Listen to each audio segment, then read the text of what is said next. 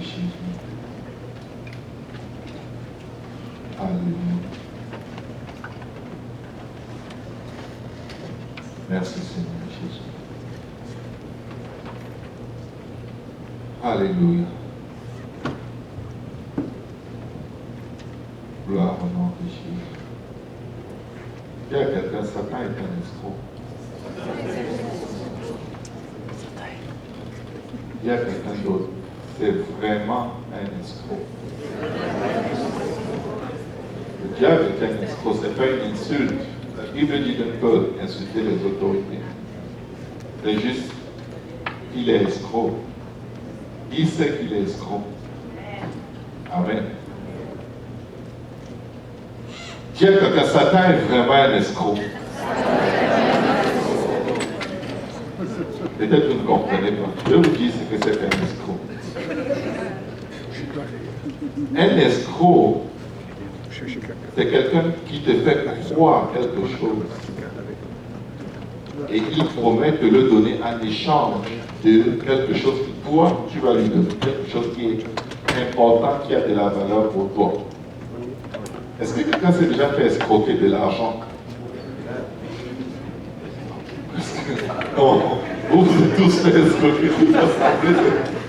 En fait, c'est comme si personne n'y échappe. Mais celui qui vous a escroqué, il a été inspiré par Satan. Donc je sais qu'il y a au moins 80% de personnes ici qui comprennent très bien ce que c'est que l'escroquerie. Amen. Satan est un escroc. Et il est escroc pourquoi? Tu ne lui dois rien. Amen. Tu ne lui dois rien, mais il vient quand même chercher. Dans ta vie, dans ta famille, sur tes enfants, à ton travail, quelque part dans ta santé, il vient quand même réclamer des choses qui ne lui appartiennent pas. Et il est escroc pas seulement parce qu'il vient réclamer, mais parce qu'il vient te réussir à te convaincre que tu les lui dois. Et quand il réussit à te convaincre que tu lui dois ce qu'il te réclame, tu es dans un plein scénario d'escroquerie. Tu es dans un plein scénario d'escroquerie et le Seigneur dit, mon peuple périt par manque de connaissance. Mais je suis venu te dire aujourd'hui que tu ne lui dois rien. Tu ne lui dois rien. Je vais te dire une chose.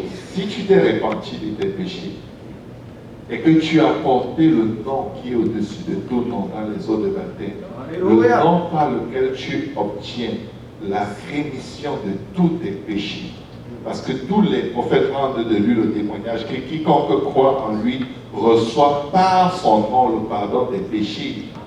Ça veut dire que tu es lavé, tu es purifié, tu es sanctifié au nom du Seigneur Jésus et par l'Esprit de notre Dieu. Ben, tu ne dois rien à Satan.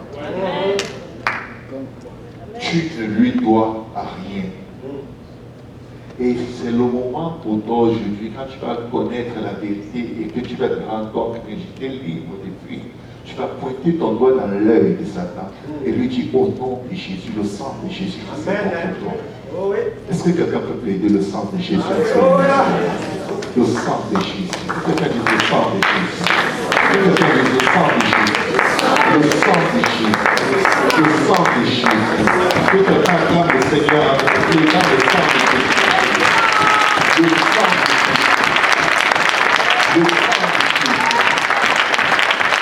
Le sang de Jésus. Le sang de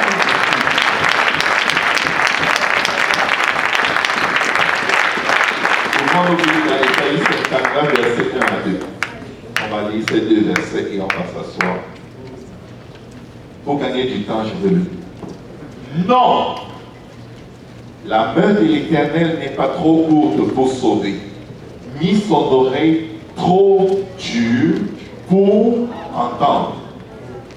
Mais ce sont vos crimes qui mettent une séparation entre vous et votre Dieu. Ce sont vos péchés qui vous cachent sa face et l'empêchent de vous écouter. Vous pouvez vous asseoir dans la présence de Dieu. La Bible dit que nous étions tous comme des brebis errantes, chacun suivait sa propre voie. Mais il a plu à l'Éternel de l'eau brisée par la souffrance. Ésaïe 53. Si vous pouvez l'afficher, s'il vous plaît. Il a plu à l'Éternel parce que nos péchés, nos crimes étaient une séparation entre Dieu et nous, de l'eau brisée. De briser qui? Jésus, l'agneau qui a été immolé pour nos péchés. Est-ce que vous pouvez afficher Ésaïe 53 derrière moi, s'il vous plaît? Il a été brisé pour nos péchés. Parce que nos péchés constituaient un voile. Dans le tabernacle, il y avait un voile entre le lieu saint et le lieu très saint. Et tu ne pouvais pas entrer dans le lieu très saint et survivre. Mais alors que le Seigneur est brisé à la croix, alors qu'il va mourir pour nous, le Seigneur vient déchirer dans le temple la séparation qu'il y avait entre le lieu saint et le lieu très saint. Amen. Que quelqu'un dise Amen. Quand Dieu l'a séparé, Dieu était en train de signifier clairement une chose. Tout le monde, celui qui veut, peut avoir accès devant le trône de la grâce. Et il peut s'approcher avec assurance pour recevoir miséricorde selon vos besoins. Rien ne peut plus vous empêcher de vivre pour Dieu. Rien ne peut plus vous empêcher de servir Dieu. Tiens, ton voisin, je vais vivre pour Dieu. En brisant la séparation, il a mis à la place de son voile qui séparait le lieu très saint du lieu saint une porte d'entrée. Jésus dit, je suis la porte. Amen. Je suis la porte de la bergerie. Amen. Et cette porte n'était pas Jésus vivant faisant des miracles, mais c'était Jésus-Christ immolé pour le pardon de nos péchés. Nous nous approchons de Dieu avec assurance à travers le sang de Jésus-Christ par la voie de la repentance, de sorte qu'il n'y a rien qui puisse empêcher quelqu'un qui s'est repenti d'accéder dans le Saint des Saints ou d'accéder au Saint des Saints. Maintenant, quand tu veux t'approcher de Dieu, parce que tu es fait chair, et la Bible dit, mes petits enfants, ne péchez point. Amen. Souviens-toi, le péché fait la séparation entre Dieu et nous, de sorte qu'il ne peut pas nous entendre. Amen. Et ça nous cache sa face. Mais l'apôtre dit, mes petits enfants, ne péchez point. La même Bible te dit que si quelqu'un dit qu'il n'a pas de péché, il est un menteur et la vérité n'est point en lui. Ça veut dire que quelque part, même au meilleur de toi-même, il y a quand même quelque chose de caché quelque part dans ta vie que tu ne connais pas encore. Et c'est alors que tu marches à la lumière avec Dieu qu'il va ouvrir tes yeux sur des choses qui ne lui plaisent toujours pas dans ta vie. Amen. Mais il le fait petit à petit. De sorte que même celui qui est au sommet de la sainteté ne peut pas se glorifier d'être trop saint. Mais l'ennemi prend la base du fait que le péché t'empêche de communiquer et d'être en relation avec Dieu. Pour venir chaque fois que tu veux t'approcher de Dieu, il te dit, ah, je ne sais pas si vraiment tu devrais encore aller à l'église, parce que si on montrait aux gens de l'église ce que tu as fait en semaine, c'est pas. Tu es sûr que Dieu va te pardonner. Parce qu'on t'a déjà trop averti, on te dit toujours, ne fais pas ça, tu le fais toujours. Tu es rebelle, tu désobéis. Tu sais, laisse-les. Les chrétiens, ce sont ceux qui sont nés, leurs parents étaient pasteurs. Toi, pas de pasteur dans ta famille, c'est compliqué. Tu chutes tout le temps. Tu fais la même chose. La La semaine passée, tu as regardé la pornographie, tu allais prier à l'église, tu as pleuré, et dès le lundi, tu avais encore regardé. Laisse faire. Il utilise toutes sortes d'arguments pour opprimer ton esprit, opprimer ta conscience, opprimer ton âme, pour que tu dises à Dieu, éloigne-toi de moi, Seigneur, je ne suis qu'un pécheur. Parce que quand il réussit à avoir le contrôle de ta pensée, il a le contrôle de tout ton être. Il vient te faire croire que, mon ami, l'épée de Dieu est comme ça. Et Dieu attend seulement que tu fasses une fois de plus pour te couper et il ne veut plus de toi. Et il est un escroc parce qu'il sait que la parole de Dieu dit, si vous confessez vos péchés, il est juste et bon pour vous pardonner et vous purifier de toute iniquité. Il est un escroc dans ce sens qu'il pointe le doigt toujours sur toi et sur tes capacités et sur ce que toi tu ne fais pas, que tu devrais faire, et sur ce que tu ne devrais pas faire, que tu n'arrêtes pas de faire. Et alors, quand tu n'es pas conscient que sans Christ, tu ne peux rien faire, tu commences à regarder à toi et l'ennemi te dit, tu vois, tu n'es pas bon, tu ne seras pas bon, tu n'as jamais été bon. Et pour mieux t'escroquer, il va pousser le mensonge jusqu'à l'endroit où il te dit, tu es né comme ça, tu vas vivre comme ça, tu vas mourir comme ça. Et quand tu rencontres sur le chemin de ta vie quelqu'un qui se sanctifie plus que toi, il te dit, laisse faire. C'est sûr que quand personne ne le voit, il fait des choses pires que toi. Tu n'es pas le seul. Parce qu'il sait que s'il réussit à te convaincre que vivre dans le péché, c'est juste comme ça que Dieu t'a pris, c'est juste comme ça que tu vas être jusqu'au bout, il va se réjouir parce qu'avec toi, il va produire beaucoup d'œuvres d'injustice. Et l'escroquerie, c'est celle-ci. À la croix, la Bible te déclare ceci. Colossiens 2, verset 14. En réalité, avant que tu ne commettes le péché que tu as commis, Jésus a effacé l'acte dont les ordonnances te condamnaient. Et c'est pourquoi il dit, même si ton cœur te condamne, l'Éternel est plus grand que ton cœur. Et il te dit, approchez-vous donc avec assurance devant le trône de la grâce pour obtenir miséricorde. Le trône de la grâce est ouvert jour et nuit, et peu importe ce que tu as pu faire, tu peux t'approcher du trône de la grâce et recevoir miséricorde, parce que celui qui te promet la miséricorde n'est pas un homme pour mentir, ni le fils de l'homme pour revenir sur ce qu'il a dit. Et Satan sait qu'à la croix, quand il est venu avec la liste de tes péchés, qui sont plus gros que le dictionnaire Larousse, et qu'il les a présentés au Seigneur, la Bible dit qu'il a effacé. Parce que son sang n'avait aucun péché. Son sang était capable d'être l'instrument parfait pour effacer ton péché, quel que soit son nom, quel que soit son titre. Tu peux donner ça pour mon frère.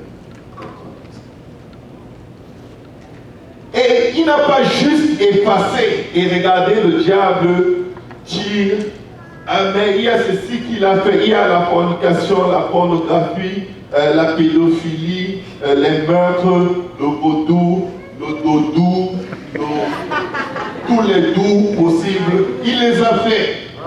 Il mérite la mort. Mais pendant qu'il parle, le sang ne fait que tomber dessus. Et quand le Seigneur dit, de quoi est-ce que tu parles? Il tourne la feuille, il n'y a plus rien. Parce que le sang de Jésus a tout effacé. Attendez, je vais vous dire une chose. La Bible dit qu'il efface le péché et il les jette dans la mer de l'oubli. La Bible te dit dans Colossiens qu'il a effacé l'acte dont les ordonnances te condamnaient et qui subsistait contre nous. Et il a détruit en le clouant à la croix. Pendant que l'ennemi parle encore, Et que quand le Seigneur te regarde, il ne voit que le sang. Parce que toi, de ton côté, tu sais que tu as effectivement fait ce que l'ennemi te reproche. Tu sais que tout ce qu'il dit, si on regarde par rapport à la parole de Dieu, c'est là, c'est vrai. Et la parole de Dieu dit la condamnation que méritent ceux qui font de telles choses.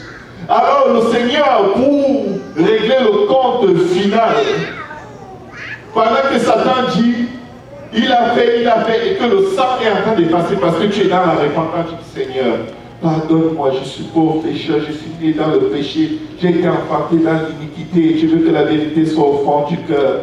Crée en moi un cœur pur, renouvelle en moi un esprit bien disposé. Pendant que l'ennemi veut parler, le Seigneur dit, donne-moi ça. Il me cloue à la croix. Tu as prononcé son péché, c'était pour la dernière fois. Tu as prononcé son iniquité, tu l'as accusé. C'était juste une fois de trop. Je te laisse même pas repartir avec le rouleau de tes accusations. Il prend la feuille, il cloue à la croix. C'est ce qui est écrit dans ta Bible.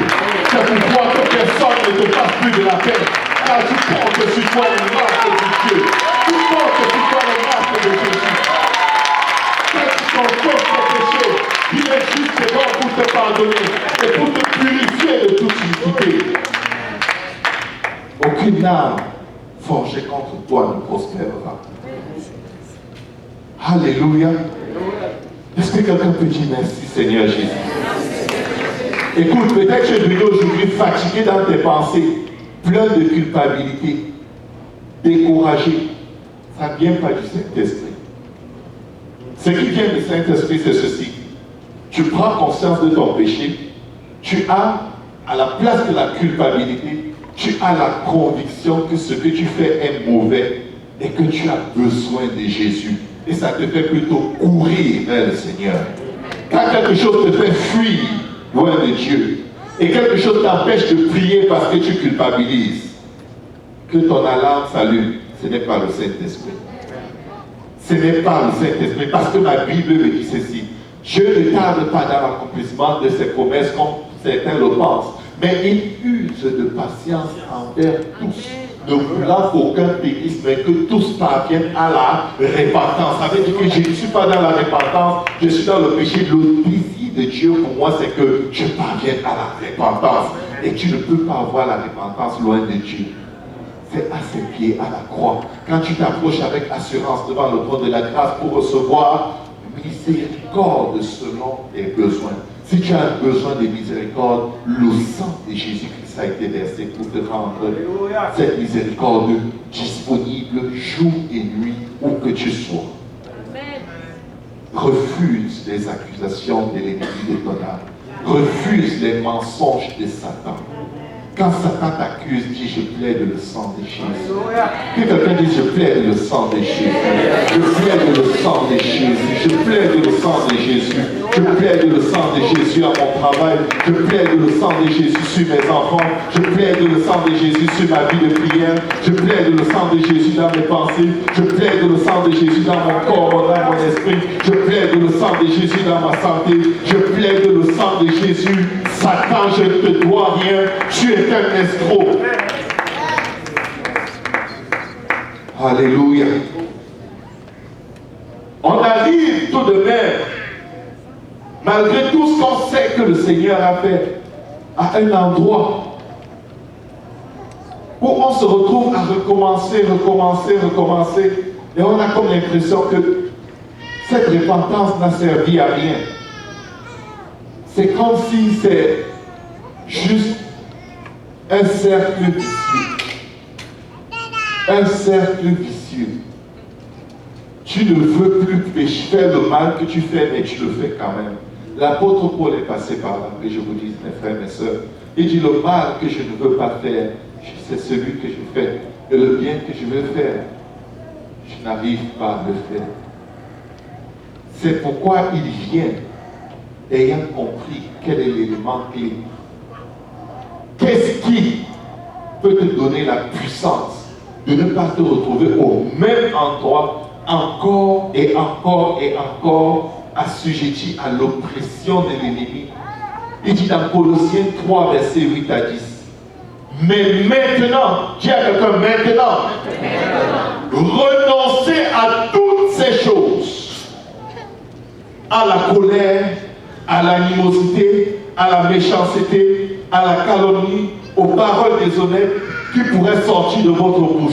Ne mentez pas les uns aux autres, vous étant dépouillés du vieil homme et de ses œuvres, et ayant revêtu l'homme nouveau qui se renouvelle dans la connaissance selon l'image de celui qui l'a créé.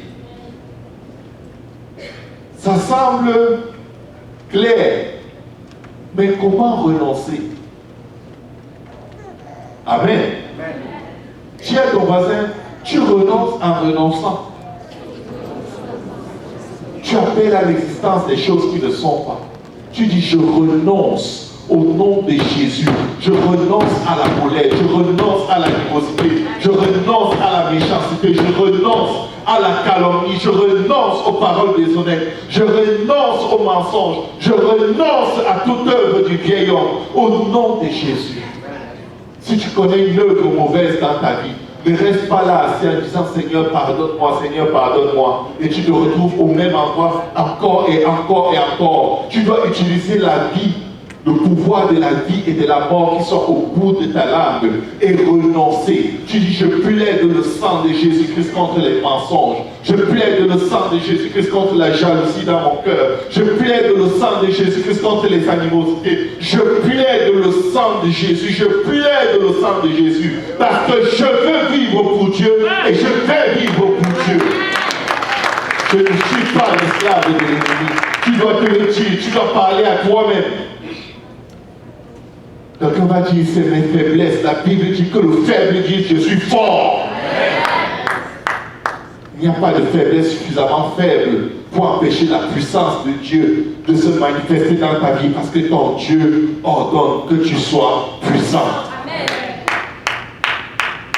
Alléluia. Amen. Dans le livre de Galates, au chapitre 5, versets 19 à 21, la parole de Dieu nous enseigne en nous disant « Or, les œuvres de la chair sont manifestes. Et il est écrit que tous ceux qui font de telles choses n'hériteront pas le royaume des cieux. Dieu n'est pas un menteur. C'est pourquoi il a mis sur notre chemin le sang de Jésus qui va t'assurer que tu es du bon côté de la promesse que Dieu a faite. S'il a dit que les gens qui font toutes ces choses n'hériteront pas du royaume des cieux, tu ne peux ne pas les faire par ton propre chef.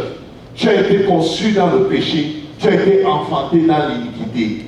Nous sommes tous pécheurs et privés de la gloire de Dieu. Et s'il a plu à Dieu de briser l'agneau de Dieu par la souffrance, c'est pour nous rendre libres, non seulement des addictions dans nos péchés, mais aussi du châtiment, du jugement de Dieu par rapport à ceux qui font de telles choses. Et quand la Bible dit renoncer, renoncer verbalement, prononcer le renoncement, parce que la foi vient de ce qu'on entend. Et ce que tu crois, c'est ce que tu vas faire. Ce que tu crois, c'est ce qui sort de ta bouche. Parce que la bouche parle de l'abondance du cœur.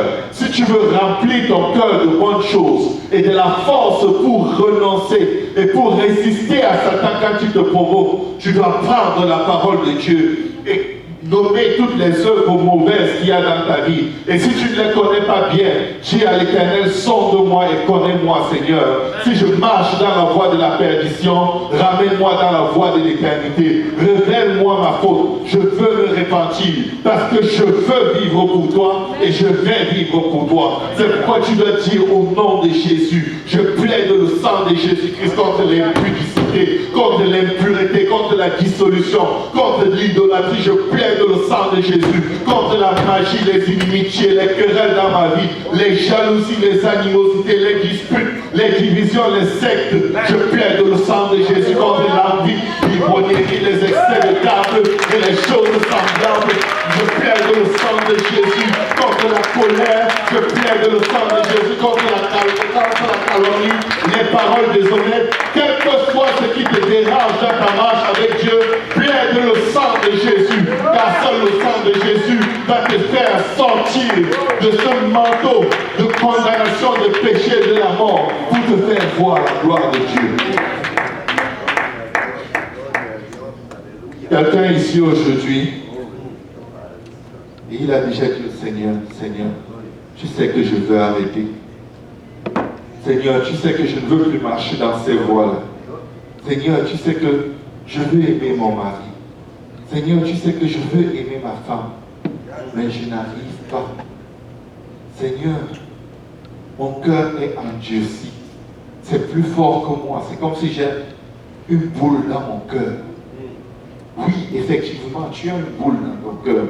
Tu as même une pierre dans ton cœur. C'est pourquoi Ézéchiel 36 te dit, je retirerai de votre cœur la pierre et je mettrai en vous un cœur de chair.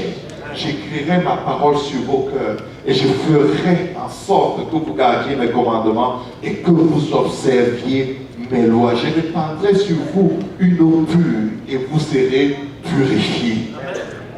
C'est Dieu qui va le faire.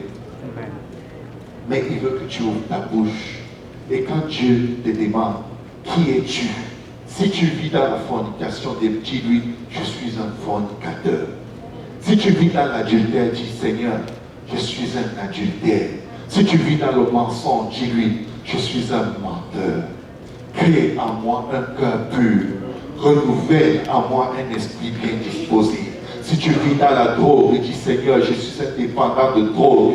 Je suis indépendant d'alcool. Je suis indépendant de pornographie. Je suis indépendant de toutes sortes de péchés sexuels, d'animosité. Je suis indépendant, un disciple de Sodome et Gomorrhe. Jésus, délivre-moi. Jésus, fils de David, prends pitié de moi. Parce que quand nous nous tiendrons devant Dieu pour le jugement, ce sera trop tard pour demander pardon à Dieu, pour prier à Dieu pour qu'il nous change. Si tu veux que Dieu te change, tu dois le vouloir maintenant, parce qu'aujourd'hui est le jour du salut. Maintenant est l'heure acceptable. Si tu entends sa voix, prie à lui.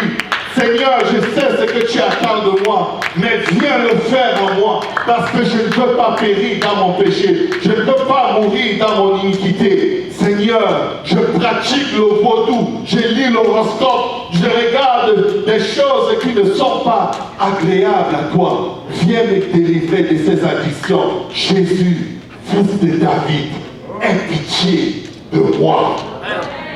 Si tu le cries quand tu as des problèmes financiers, crie-le pour ton âme aussi. Amen. Si tu le cries quand tu es malade, crie-le pour le salut de ton âme. Amen. Si tu le cries pour des gens que tu aimes, crie-le pour toi-même. Amen. Amen. Alléluia. Est-ce qu'on peut dire merci Seigneur Jésus? Que quelqu'un dise, parle-moi Seigneur. Et Dieu te dit, renonce à l'occultisme. Renonce à l'adoration des crânes. Renonce au culte des ancêtres. À l'adoration des morts, au vaudou. Renonce à l'endettement. Aux achats impulsifs qui te plongent dans les dettes. Renonce à la vie facile. Renonce à la procrastination, à la paresse, à la médisance. Vous savez, à moins qu'on renonce à ces choses, nous sommes en train de redonner à Satan des actes dont les ordonnances nous condamnent et qui subsisteront contre nous devant Dieu.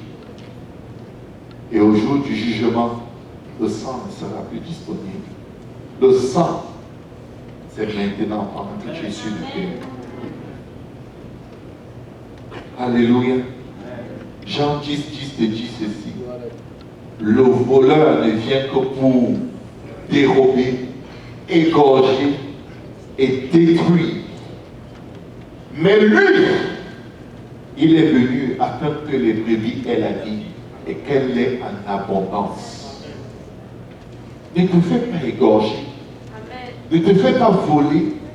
Ne te fais pas détruire. Dis à Dieu, peut-être je ne suis pas d'accord avec les principes de la sainteté, mais aide-moi à les suivre quand même. Ce n'est pas quand tu seras d'accord que ça va valider la parole de Dieu. La parole de Dieu est scellée dans les cieux. Et ce que Dieu attend de nous ne va jamais changer. On t'a fait connaître, ô homme, ce que l'Éternel attend de toi. C'est que tu aimes la miséricorde, que tu pratiques la justice et que tu marches humblement devant ton Dieu. Mais sans Dieu, tu ne peux pas le faire. Personne de nous ne peut y arriver. Dieu est pour nous. Et si Dieu est pour nous, la Bible dit qu'il n'est pas mort pour les anges. La Bible dit qu'il n'a pas versé son sang pour les anges. Mais c'est pour toi, Dieu a commencé, c'est pour toi. C'est pour toi qu'il a versé son sang. Amen. Le psaume 32, verset 5 à 6, le psalmiste dit, je t'ai fait connaître mon péché. Je n'ai pas caché mon iniquité. J'ai dit, j'avouerai mes transgressions à l'Éternel. Et qu'est-ce que tu as fait? Et qu'est-ce qu'il a fait? Et tu as effacé la peine de mon péché. Loué, loué, gloire à Jésus, péché moins effacé. Aucune âme forgée dans nos bras ne peut prospérer. Mes péchés ont été effacés. Je suis intouchable, inébranlable, parce que je suis caché en celui qui m'a tiré des ténèbres pour m'amener à sa merveilleuse lumière. Il me dit, je vous envoie comme des brebis parmi les loups, mais je serai avec vous tous les jours jusqu'à la fin du monde. Dieu ne t'envoie pas dans un terrain de bataille où il n'est pas. Il t'a déjà précédé dans ton effort de sortir de cette chose qui te salit pour t'empêcher de communiquer avec Dieu. Alléluia. Qu'ainsi tout homme pieux. Il dit, je n'ai pas caché mon iniquité, j'ai dit, j'avouerai mes transgressions à l'Éternel, et tu as effacé la peine de mon péché. Qu'ainsi tout homme pieux. Y a-t-il des hommes pieux, des femmes pieuses dans ce lieu? Le Seigneur te dit, toi, prie ainsi, au temps convenable. Et d'ici de grandes eaux débordent, elles ne t'atteindront nullement. L'ennemi veut te faire croire qu'il peut te tuer. Il peut faire de toi ce qu'il veut. Mais je vais te dire une chose, comme je l'ai déjà entendu dire souvent, tu ne vis pas par la grâce du diable, tu vis par la grâce de Dieu. Et dans la grâce de Dieu, il y a toujours le sang de Jésus disponible pour toi. Nous avons vaincu Satan par le sang de l'agneau et la parole de notre témoignage. Plaide le sang de Jésus quand l'ennemi commence à te bouleverser dans les pensées, quand il commence à t'opprimer, quand il commence à te mettre la fatigue, la dépression, le doute. Marie, femme, votre mari n'est pas votre ennemi. C'est le diable qui est votre ennemi. Femme, vous perdez du temps. Vous perdez votre temps. Vous perdez le temps de Dieu. Marie, vous perdez le temps de Dieu. Votre problème, ce n'est pas votre femme. Votre problème, c'est le diable. Plaidez le sang de Jésus sur toutes vos situations de couple. Et vous verrez si l'Éternel ne va pas s'élever et vous donner une joie comme celle que Salomon avait devant la Synagogue. Quand vous allez regarder votre femme, vous allez dire la celle de mon amour. Peu importe ce que tu as fait, je t'aime, ma chérie. Je suis la plus belle que Plaidez le sang de Jésus dans vos familles. Plaidez le sang de Jésus dans vos mariages. Plaidez le sang de Jésus dans vos foyers. Ne vous partez pas l'un avec l'autre. Vous avez un ennemi commun. Son nom c'est Satan, le serpent ancien, le dragon, le diable. Quand le diable utilise ton mari, tu l'as vu. Alors chasse le diable et aime ton mari. Le diable utilise ta femme. Et tu sais d'où vient le problème. Attaque-toi au problème et sauve ta femme de la situation. Ce n'est pas ton frère ni ta soeur ton problème. C'est l'ennemi de ton âme. Et son nom c'est Satan. Et la Bible déclare, autant que je sache, qu'il est sous tes pieds. Amen. Voici, je vous ai donné le pouvoir de marcher sur les serpents et les scorpions et contre toute la puissance de l'ennemi et rien ne pourra vous nuire. Quand il y a un problème entre ton mari et toi, tu sais que ce n'est pas ton mari. Il y a quelqu'un qui s'est infiltré. Et il est temps que tu soulèves ton pied et que tu le remettes à sa place au nom de Jésus.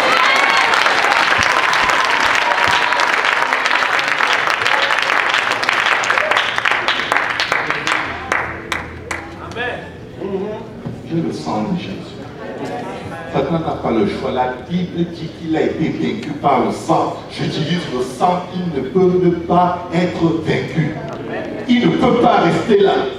Vous vous regardez comme deux zombies dans la maison. Chacun est rempli d'orgueil dans son cœur. S'il ne demande pas pardon, je ne demande pas pardon. Le diable dit bien fait. Si elle ne demande pas pardon, je ne dis plus rien parce que j'en ai marre, je n'en peux plus. Tu as juré devant Dieu pour le meilleur et pour le pire. Ce n'est même pas encore le pire. Tu me disais que tu n'en peux plus. De quoi est-ce que tu parles? De quoi est-ce que tu parles? Il y a un ennemi qui est dans ta maison. Et il est temps que tu te lèves comme l'homme. Au lieu de le laisser causer avec ta femme, que tu lui mettes un coup de pied et qu'il sorte de ta maison. Au nom de Jésus. Quand tu as laissé Satan parler avec ta femme, il a tenu une orange fatale. Ta femme est déprimée. Lève-toi et fais-toi à l'ennemi. Oh, ma femme est bébé, elle est trop désobéissante. Frère Serge, je ne sais pas. C'est parce que toi, tu es une bonne femme. J'ai payé le prix pour que ma femme soit bonne.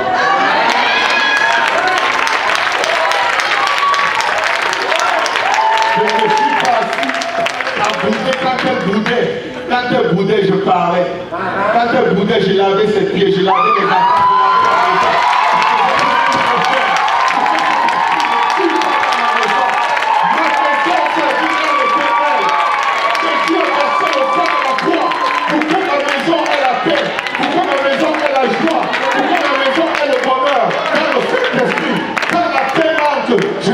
Je dois faire. Je plaide le sang de Jésus. Je me mets à genoux, je prie à Dieu. Je dis Seigneur, qu'est-ce que je peux faire pour que ta fille soit contente? Tu me l'as donné pour que je te la présente sans tache ni ride. Seigneur, je veux réussir à faire dans sa vie ce que toi tu aurais fait. Je vais vous dire une chose. Oh, quand Dieu vous donne une de ses filles, c'est une fille pour qui il est allé à la croix. Et quand elle était célibataire, elle était en fait son épouse. Il t'a juste prêté sa fille. Et parce qu'il l'aime, et il est allé à la croix pour elle, il allait tout faire pour la présenter sans tache, ni ride, sanctifiée lors des noces de l'agneau. Il a pris tout ce qu'il a de plus précieux, tout ce pourquoi il s'est investi, et il te l'a prêté parce que tu as supplié, Seigneur, ne veux pas me dire oui, ne veux pas me dire, qu'est-ce que je vais devenir? C'est vrai, tu n'es rien sans elle. Je te la prête, mais rends-la-moi comme je te l'ai donné. Rends-la-moi comme je t'ai donné. Écoutez mes frères et mes sœurs, on peut ne plus être amis après cette prédication. Mais je vais vous le dire comme c'est écrit dans la Bible. Si vous ne veillez pas à présenter votre épouse ou votre époux à Dieu sans tache ni ride, Dieu va vous demander des comptes. Le mariage n'est pas un terrain de jeu. Le mariage est sérieux. Le mariage est un engagement à sauver l'âme de quelqu'un. Dieu te donne quelqu'un pour que tu sauves son âme à tout prix. Homme, si ta femme ne t'aime pas, Dieu a dit, homme, aimez vos femmes. Aime ta femme comme Christ a aimé l'Église au point de mourir pour elle. Ne meurs pas pour toi, meurs pour elle. Quand tu es orgueilleux, tu boudes quand elle boude, tu es en train de mourir pour toi-même. Tu la livres entre les mains de Satan. Si tu es indifférent dans ton couple, tu sors, tu t'en vas faire soi-disant un tour. Quand tu la laisses, elle n'est pas seule. L'ennemi vient prendre ta place. Et quand tu reviens, la situation est pire qu'au moment où tu es parti. Tu dis, oh, Comme je suis parti maintenant, elle s'est alors fâchée. Je suis parti d'abord pourquoi? Parce qu'elle était contente. En partant, tu la livres entre les mains de Satan. Et quand tu vas revenir, tu ne vas pas te battre avec ta femme seule. Il y a une armée qui t'attend. Des mauvaises pensées. Des pensées de mort, de meurtre, de divorce. Parce que les hommes aiment copier Adam. C'est pourquoi il faut naître de nouveau. Pour copier Christ. Ce que tu veux que ton mari soit, tu dois y travailler. Ce que tu veux que ta femme soit, tu dois mourir pour qu'elle le devienne. Tu dois mourir à tes sentiments personnels, à ton orgueil. C'est pourquoi le Seigneur a mis l'intimité sexuelle entre l'homme et la femme. Parce que vous pouvez être orgueilleux. Vous pouvez être orgueilleux n'importe comment.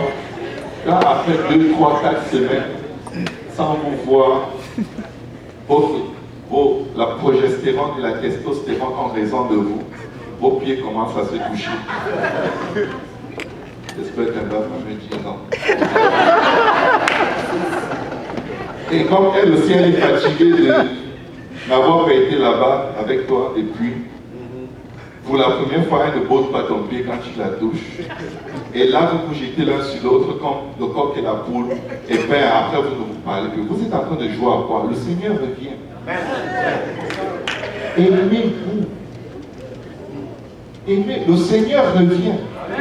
Je vous dis que s'il vous trouve avec quoi que ce soit dans vos cœurs, contre qui que ce soit, vous restez. Vous restez. Et ne justifie jamais ton péché à cause du péché de quelqu'un d'autre. Tu es responsable de ton âme. Chacun se tiendra seul devant Dieu pour rendre compte pour son âme. Le mariage, c'est une affaire de caïd. C'est pour les grands. C'est pas pour la garderie. On ne doit pas là-bas faire les enfantillages, sinon on y laisse son salut. Quand je me mariais, quelqu'un m'a dit 2 choses que le mariage va faire. Soit ça va te rapprocher de Dieu et tu seras fort, tu vas garder ton salut, mais tu vas être complètement brisé. Ou tu ne vas pas accepter le prix à payer et ça va te faire perdre ton salut parce que pour vivre hors de la volonté de Dieu dans le mariage, ça prend beaucoup de rébellion. Parce que Dieu fait tout pour amener les hommes à l'humilité. Bouder, ça c'est des affaires de femmes. C'est de là qu'on tire les femmes. Si on vient tirer un homme qui boude, il est efféminé, on le voit. Je m'excuse, mais je vais vous donner la parole. Amen. Les efféminés n'entreront pas dans le royaume des cieux. La femme boude parce qu'elle est un vase faible. Et l'homme est supposé être un vase fort. Quel effort porte les iniquités ou les fardeaux de ceux qui sont faibles? Amen. Ce n'est pas des messages populaires de nos jours, mais c'est la parole de Dieu. Est-ce qu'on peut acclamer ça?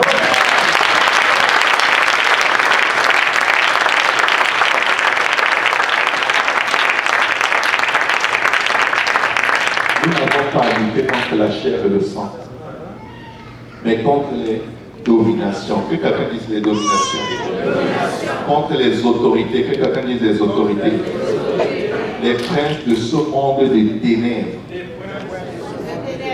Les esprits méchants dans les lieux célestes. Ce sont eux les responsables des troubles qu'il y a dans vos maisons. Ce n'est pas votre mari, ce n'est pas votre femme. Ce sont eux. Le Seigneur te dit, ne lutte pas contre la chair et le sang. Ne lutte pas contre l'être humain que tu vois. Tu n'es pas dans le bon combat. Tu es en train de détruire quelqu'un pour qui Dieu est allé à la croix. Lève-toi si tu es un homme. Lève les yeux vers là où le Seigneur a dit que le problème se trouve. Lève-toi et plaide le sang de Jésus contre les dominations. Plaide le sang de Jésus contre les autorités. Plaide le sang de Jésus contre les princes de ce monde et des ténèbres. Plaide le sang de Jésus contre les esprits méchants dans les lieux célestes. Et au nom de Jésus, mets-les à leur place. Mets-les hors de ta maison. Lève-toi comme un homme. Est-ce qu'on peut se lever pour prier en ce moment? Je vais vivre pour Dieu. Je vais servir Dieu. Mais ça me prend de combattre le bon combat.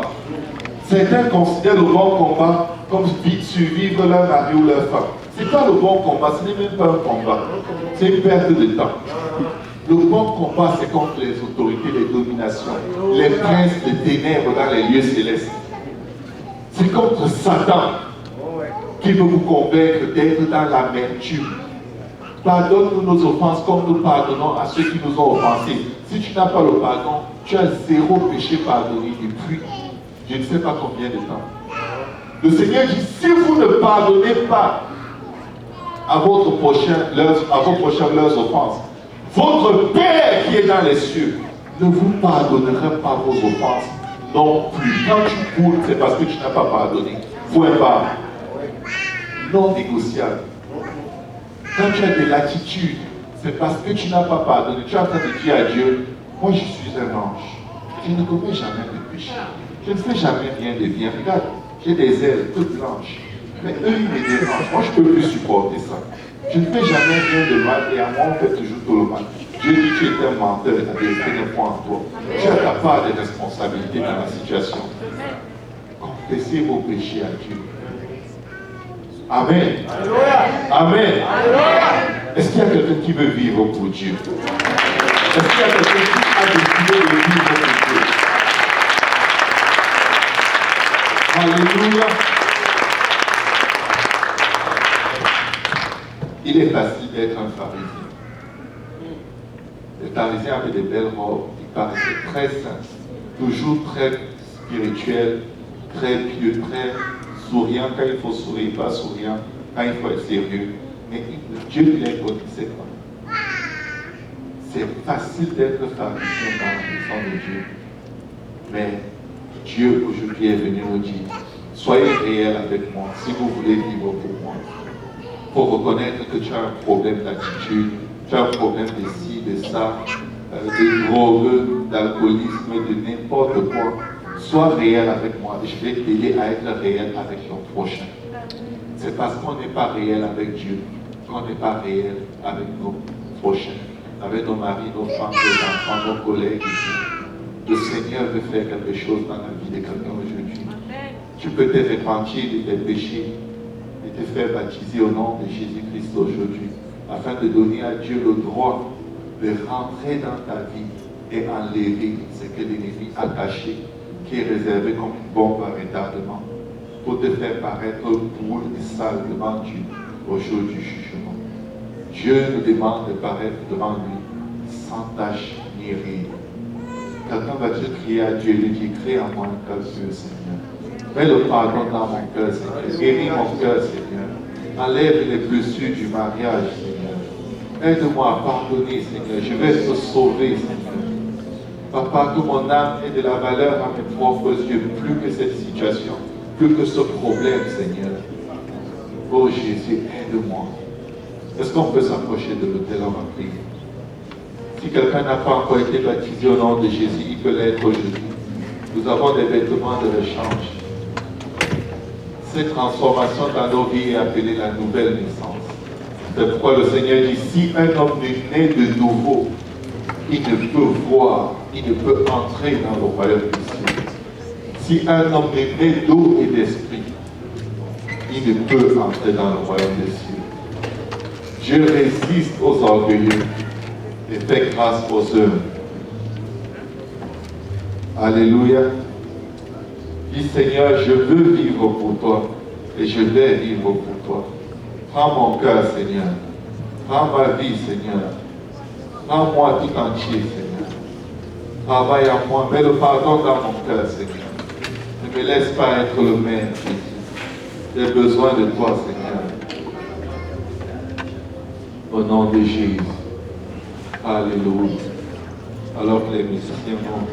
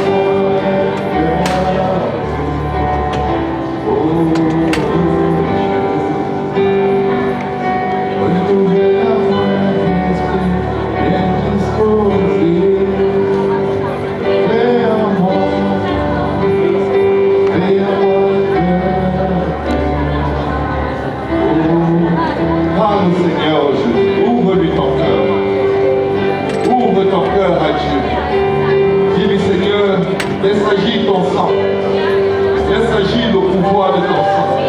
Laisse agir le bénéfice de ton sang. Laisse agir la puissance de ton sang en moi, Seigneur. Papa, je veux être sauvé, Seigneur. Je veux être changé, je veux être transformé, Seigneur. Je ne me laisse pas rester le même, Jésus. Et en moi un cœur pur. Oh Dieu, renouvelle à moi un esprit bien disposé. Fais à moi un cœur pur. Oh Dieu, renouvelle à moi un esprit bien disposé. Fais à moi un cœur pur. Oh Dieu, renouvelle à moi un esprit bien disposé. Ne me rejette pas loin de ta face. Ne réduis pas ton Esprit Saint. Envoie la joie de ton salut. Oh, renouvelle à moi un esprit bien disposé. Ne me rejette pas loin de ta face. Ne réduis pas ton Esprit Saint. Alléluia. Envoie la joie de ton salut. Renouvelle à moi un esprit bien disposé.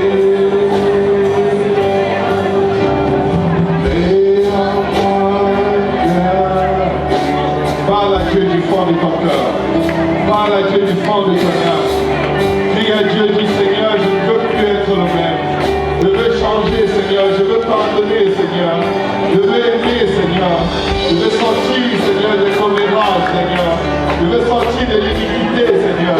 Je veux sortir des racunes, Seigneur. Je veux sortir de la drogue, Seigneur. Je veux sortir de l'alcoolisme, Seigneur. Alléluia, Jésus. Je veux sortir, Seigneur. Alléluia. Alléluia. Je veux sortir de toutes ces dépendances, Jésus. Je veux sortir de cette faiblesse. Je veux sortir, Adonai. Je veux sortir, El Shaddai. Je veux sortir, Jésus. Je veux sortir du filet de l'oiseleur. Je veux sortir, Éternel des armées. Et à moi un cœur pur, Jésus. Viens m'arracher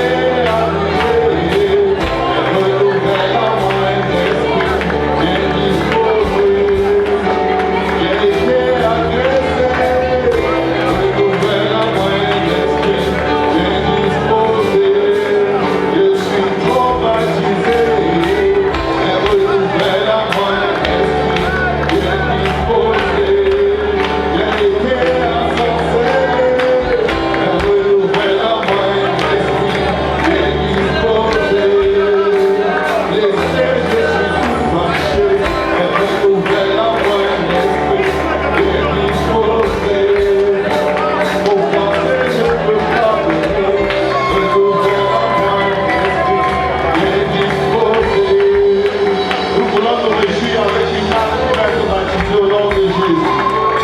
Alléluia, le Seigneur est en train de faire de grandes choses. Il y a quelqu'un qui va se faire baptiser aujourd'hui dans le faux, merveilleux, le très saint nom de Jésus. Alléluia. Yalabako Sakayarabaka. Ikorobo Soto Yakiraka Kayarabasa. Alléluia. Ikorobo Shaka. Hakakayarabaka.